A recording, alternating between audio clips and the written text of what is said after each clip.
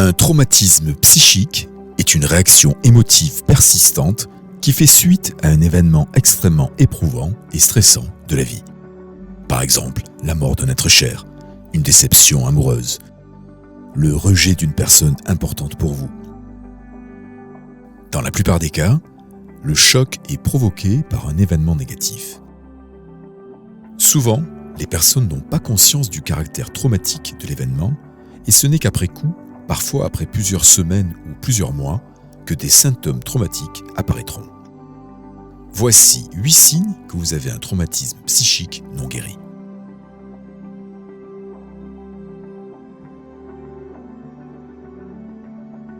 La peur de l'échec est un élément normal de la nature humaine. Cependant, une forte peur de l'échec peut être malsaine si elle commence à l'emporter sur votre motivation à réussir. Non seulement vous passez à côté de nombreuses opportunités et étouffez votre créativité et vos ambitions, mais cela peut aussi conduire au perfectionnisme et à l'insécurité. Cela peut être dû à un traumatisme non résolu qui vous pousse à avoir une opinion négative de vous-même et à intérioriser vos défauts. Si la crainte d'échouer est un sentiment plutôt normal pour tout un chacun, elle peut devenir totalement paralysante et se transformer en véritable phobie.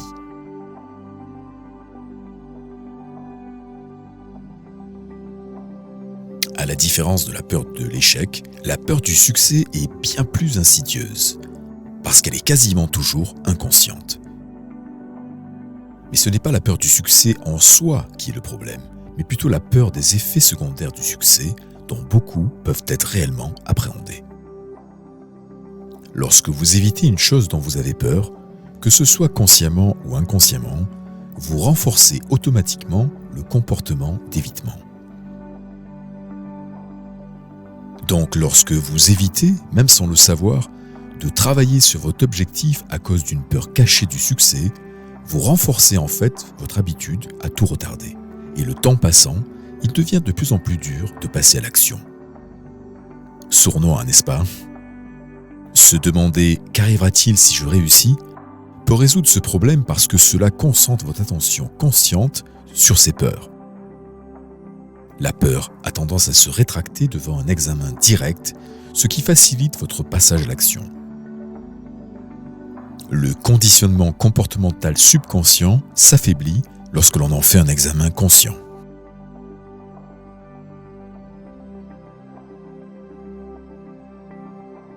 La conséquence immédiate du traumatisme est la perte du sentiment de sécurité avec l'impression persévérante d'être impuissant. La personne traumatisée se sent écrasée par ce qu'elle vient de vivre. Elle peut avoir soit un sentiment de danger constant, soit une impression d'être déconnectée de tout sans pouvoir faire confiance à qui que ce soit. Il faut bien sûr distinguer stress et traumatisme. Le stress dérègle notre système nerveux, mais pour une période relativement courte. On retrouve assez vite un équilibre. Si vous communiquez votre détresse à quelqu'un qui va réagir de manière adéquate et que vous revenez à un état d'équilibre, vous êtes dans le domaine du stress. Si vous ne revenez pas à un état d'équilibre et que vous vivez toujours dans une grande intensité émotionnelle, vous êtes dans le domaine du traumatisme émotionnel.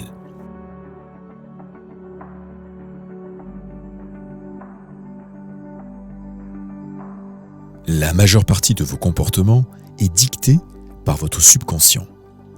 Autrement dit, il y a des forces invisibles qui travaillent à votre insu et dans le cas de la résistance au changement, ces forces invisibles vous tirent vers le bas. La résistance au changement est en réalité un mécanisme de défense. Une partie de vous s'identifie au passé et redoute une chose plus que tout, le futur. Chaque processus de transformation entraîne une résistance au changement, car ce processus est en réalité un processus de destruction, la mort de l'ancienne personnalité qui est remplacée par une nouvelle.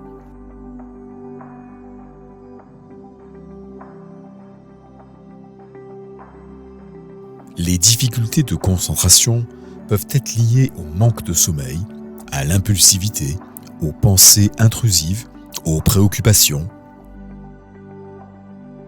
Elles peuvent être causées par des problèmes médicaux, cognitifs ou psychologiques liés à l'insomnie ou aux médicaments, à l'alcool, aux drogues. Les difficultés de concentration peuvent durer sur le long terme à cause des maladies comme les troubles déficitaires de l'attention ou peuvent survenir à la suite d'une maladie ou d'un événement traumatique.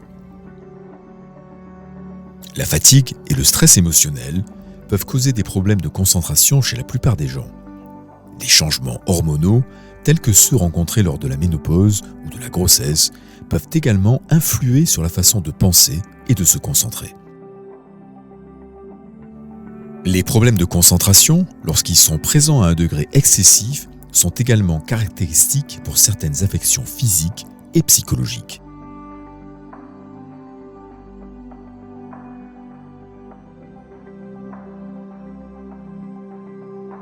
Toutes sortes de raisons, plus ou moins liées entre elles, peuvent entrer en jeu.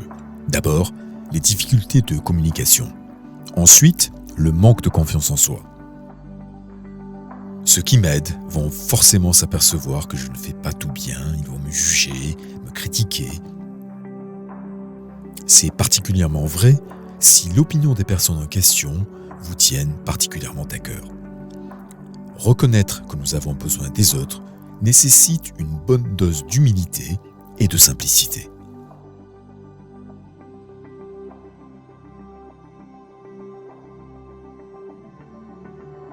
Êtes-vous souvent blessé par le comportement ou les paroles des autres?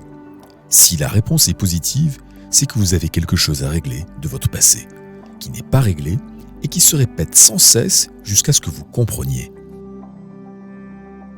Ce n'est pas la faute des autres, même si cela n'excuse en rien leurs commentaires ou leur comportement. Mais vous êtes responsable de votre cheminement de vie et tant que vous ne vous rendez pas compte de votre responsabilité envers vous-même, vous revivrez malheureusement les mêmes blessures à répétition.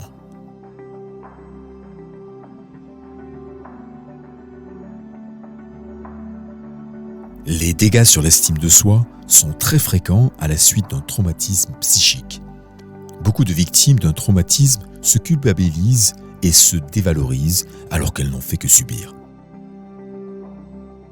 Le traumatisme psychique entraîne des troubles de l'identité, la perte de confiance en soi et aux autres.